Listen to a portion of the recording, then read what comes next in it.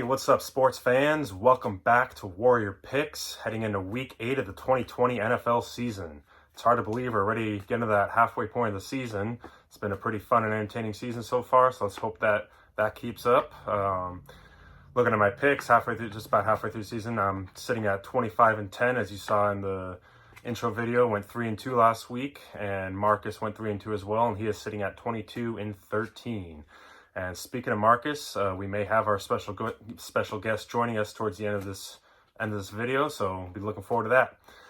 So let's get into Week 8 of the picks this week. So we're going to start off with the Miami Dolphins and a Los Angeles Rams game. So for Miami, it's Tua time. So Tua is going to be starting his first NFL start this Sunday. Congratulations, kid! You get to face Aaron Donald. So doesn't get more fun than that, right? And if you first start in the NFL, go up and face this just monster behemoth of a man. So we'll see how he does with that. For the Miami, their defense has been doing pretty well. I think they're right up there. I think they're number 3 and number 4 in points allowed this season. So I was kind of shocked to see that there. But Brian Flores has done a pretty good job with that team down there in that defense. Xavier Howard's doing great out there at cornerback, and they've been pretty stingy. So we'll see if they keep that going. And just segue that into, they are a team on the rise. I think the Dolphins right now are kind of being underrated, undersold by a lot of people, but I wouldn't be surprised if they sneak into the playoffs. I think they're a sneaky team this year. So I'll look for them to keep improving. To me, I think the Dolphins are what the Bills were last year. So they got the talent, they're good, but I think they're a year away from really being a true contender. So just look for them to keep making improvements and continue to grow as a team, because they're still a young team as well. So for the Rams, they're on a short week, and they're coming off a pretty good win. I wouldn't say convincing or resounding. I know it wasn't really close, but it is the Bears still, and that offense just isn't that great, no matter who's playing quarterback. But the Rams, they have a pretty good defense. I think the defense is better than a lot of people are expecting this year, and the defense has really been what's been carrying the Rams so far. And the offense has done just enough to get by in games. And that's really led by just Jared Goff just being inconsistent. Some weeks he's great, some weeks he's not. So we'll see which Jared Goff shows up this week. But if you ask me, I am rolling with the Miami Dolphins by 4 this week in my upset of the week. Now on to the next game.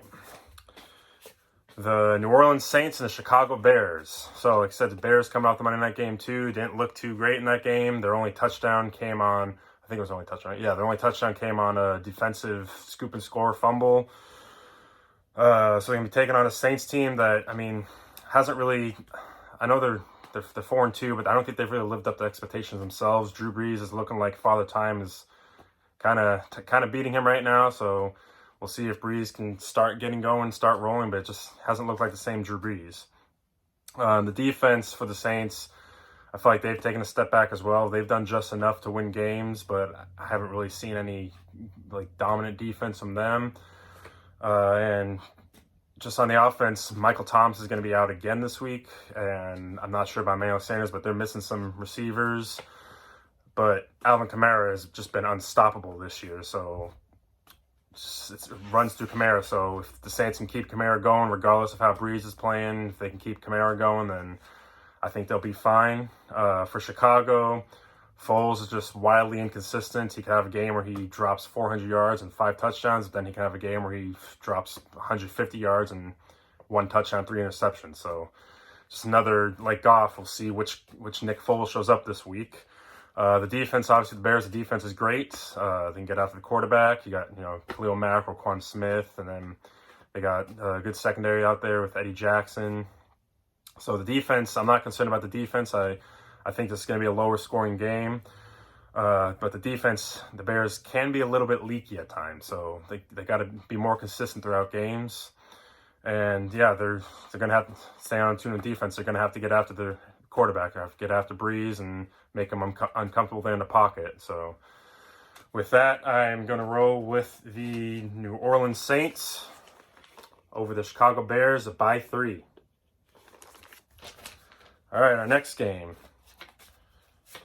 Going to the Green Bay Packers and the Minnesota Vikings. So First week of the season, I know I didn't make a video for the first week, but this was my upset pick. I picked the Vikings over the Packers. I thought the Vikings would be a lot better than they are. I thought the Packers were going to be a little more overrated than they turned out to be. So I thought Vikings could have gone off the season by shocking some people, but that didn't happen. And this time around, we see the Packers are still very good, and we see that the Vikings just have taken a step or 3 steps back this year and just are not that great at all. Really led by Kirk Cousins, just playing awful this year. Kirk Cousins you got to give him credit. The last couple of years, he's been decent enough and good enough to win some games with Vikings and help them win a playoff game last year. But this year, he's just been awful. So, and that defense, what they've relied on for the last few years, is the defense has taken a couple of steps back as well, which is odd for a Mike Zimmer coach team. And certainly has, even though Mike Zimmer is a great coach, in my opinion, I certainly have to believe that he's on the hot seat right now himself. And if they were to lose Green Bay this week, the seat's just going to keep getting hotter. So for the Packers, ever since Aaron Rodgers has been around, really, they've just shown pure dominance over the rest of that division. I don't see how that's going to change this week with Minnesota being as bad as they are right now. The defense should have no problem with Kirk Cousins. Might see Jair Alexander get an interception or 2. He's easily a top 3, top 4 cornerback right now in the league. He's been shutting opposing receivers down. So, yeah, with that, for the lock of the week, give me the Green Bay Packers by 10. Now, on to the next game. Boy, this one's going to be fun. It's always fun with these two teams. Pittsburgh Steelers and Baltimore Ravens. This is going to be one of those brutal, just physical games. It's going to be good, old school, hit him in the mouth football. You got Baltimore and Pittsburgh, the defenses kind of can match up with each other. You can't say that much with another team playing Pittsburgh. With Baltimore, you can, especially after they just traded for Yannick Ngakoue. So it makes that defense even better, even scarier. On the offense side of the ball, I do think, though, Lamar has taken a step back this year. He's not really as dominant as he was last year. Don't know the reason for that. I think it's just, granted, he had an ungodly season last year, so of course you're going to take a step back from that. But even so, I think even he would say he hasn't really played up to the way he expects to play. So, but the Ravens are still sitting at 5-1, so it's kind of scary to think about. As for the Steelers, their offense is going to be key in this one because their offense has the ability to sustain long drives, which is key to beating the Ravens. Keep Lamar off the field. And the Steelers, while they can hit a home run ball here and there, they can dink and dunk and pound the ball, pound the rock, and they can have like 10, 11 play drives for 7, 8 minutes of the clock. So I look for them to focus on chewing up the clock with that offense to keep Lamar off the field. And the Steelers are probably one of, if not the only defense in the league, I believe, that can contain Lamar Jackson with that front 7, hold his rushing numbers down, keep him in the pocket, and just make him uncomfortable. So I believe the Steelers will be able to do that. So give me the Pittsburgh Steelers over the Baltimore Ravens by 1. It's going to be a brutal, good physical game. All right, on to the last game of the week. So as you know, with Marcus doing his picks, we always do Niners games, and for me, I always do Seahawks games. And hey, here we are, rivalry week 2020, first Niners game of the week. I don't know why I'm studying right now. Excuse me. So, yeah. So the Seahawks. Don't even get me started on that game last week. That was the most annoying game I probably have ever watched. Coming off the first loss, the defense finally came back and bit us in the butt. Russell could only do so much for so long, and he probably had his worst game of the year. Even though he still threw 388 yards and 3 touchdowns, he made some key mistakes. Offense sputtered out late in the game. I don't even know. I want to think what happened in overtime with that interception, but what's done is done. I just cannot trust the Seahawks defense right now. I know we picked up Carlos Dunlap, but he's not going to be playing this week. Jamal Adams sounds like he's still going to be out this week, so Shaquille Griffin's out. It's not going to be pretty this week for the Hawks defense. It's bad enough as it is. Now injuries are getting to us. The one thing I say that Seahawks could have in this game is they're looking for revenge for Week 17 from last week. So that was, in that game last week that decided the division, it came down to literal inches. So they'll be looking for revenge. We'll see if they can get it For the Niners, the last few weeks, they're starting to regain their 2019 form. At the same time as they're getting people back, they're losing people. So now Deebo Samuel and Jeff Wilson are also out. So that'll hurt. For their defense, is starting to regain form as well, even without the likes of Sherman. But that's really because I think Jason Verrett has really risen up. He's come up big this year for the Niners. He's had some big interceptions, some big plays for that defense. So we'll see if he makes some more plays this week. But yeah, with that, 2 weeks in a row I'm picking against my team, and I hate picking the Niners, but I just do not trust the Seahawks right now. So it's a little faded out there, but Niners by 5 over the Seahawks. Prove me wrong. So yeah, real quick, I'll go over my picks again here real quick before we call up Marcus. So we got the Dolphins over the Rams in the upset, the Saints over the Bears, my lock of the week, the Packers over the Vikings, the Steelers over the Ravens, and then 49ers over the Seahawks. All right, so now we're going to give Marcus a dial here so we can get him on here.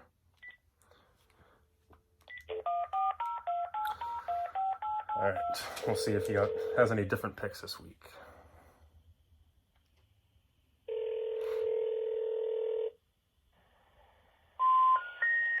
We're sorry. Your call cannot be completed as dialed. Well, that sucks. Please check the number.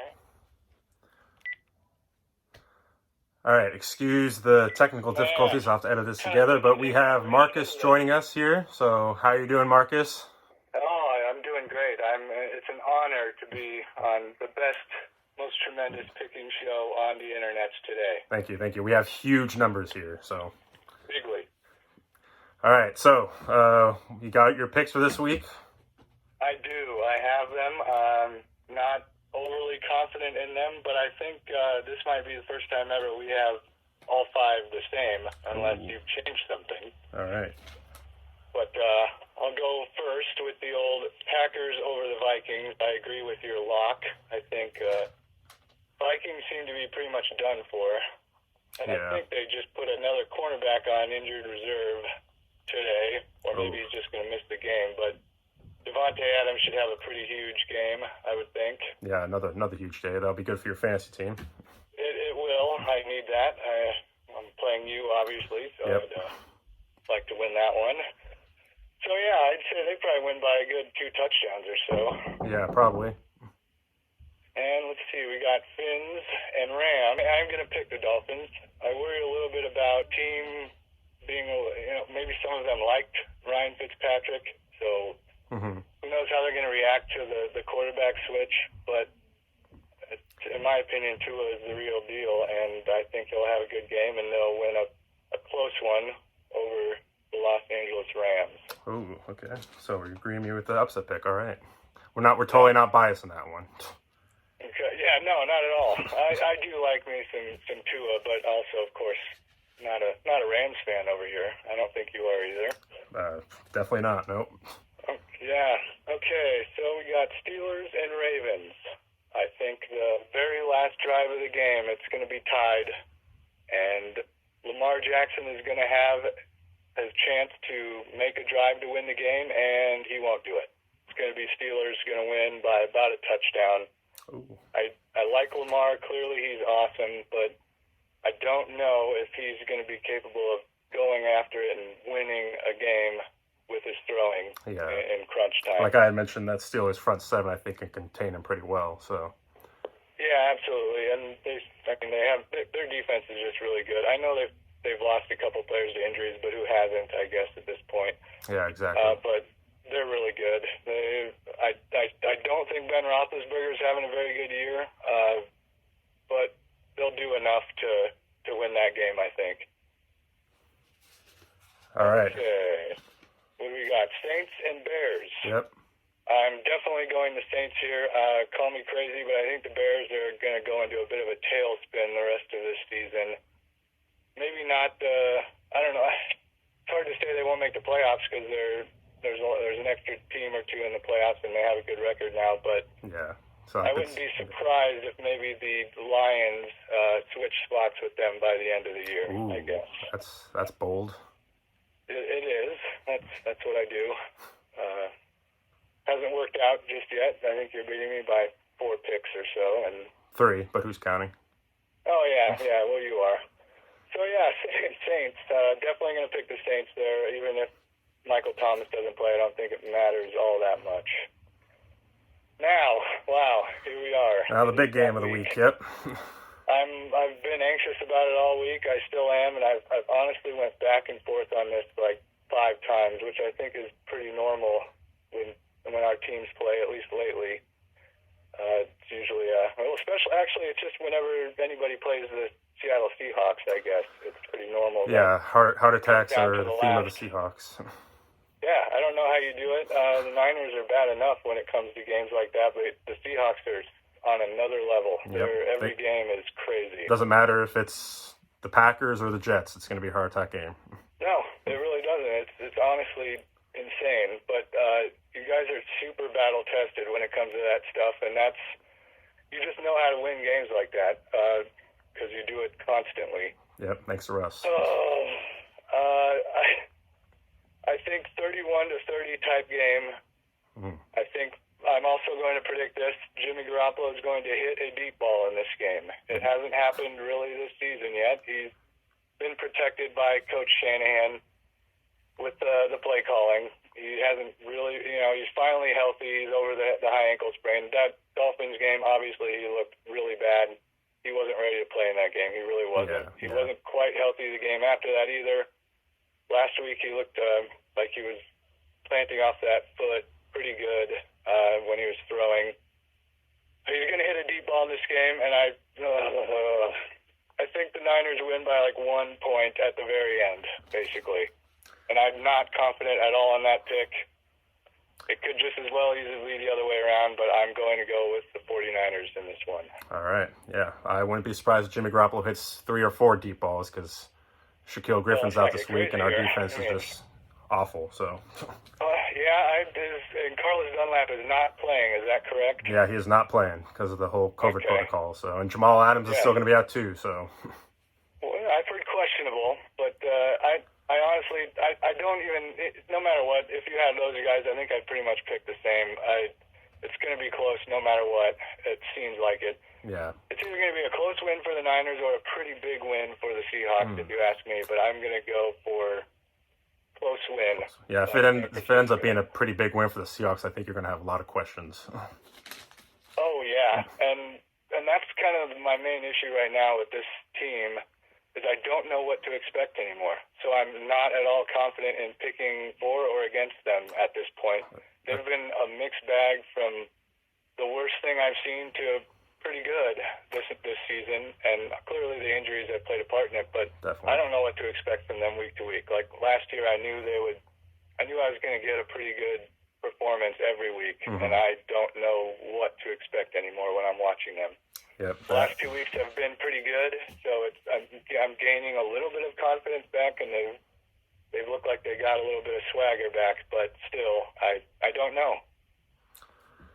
But there you go, 49ers. Yep. I think we might have the same 5 picks. I'm not sure. But, yeah, we do. So it's kind of boring, but oh well. Well, next week. Yep. I'm gonna hang up and listen now. Like I said, and what a great show, tremendous. I just got to tell you, it's my #1 subscription on the entire YouTube. I appreciate it. I believe that too. All right, yeah. Well, it was great talking to you, Warrior, and I will talk to you soon. All right. Take care. Bye. See you. See you back. Bye. All right. So special thanks to Marcus joining us. As you hear, we have all the same picks this week. So sorry, it's going to be boring on that end. But hey, what are you going to do? So, all right. So thanks for watching. This video is going to be a little bit longer, obviously. If you're adding a new person talking, obviously that's going to happen. There's going to be some editing I have to do here because it has some technical difficulties with calling and all that. So yeah, you might see some change of camera angle or something. I don't think I got the same exact camera angle, but oh well, things happen. So please like the video, share the video, subscribe, and as always, go Hawks!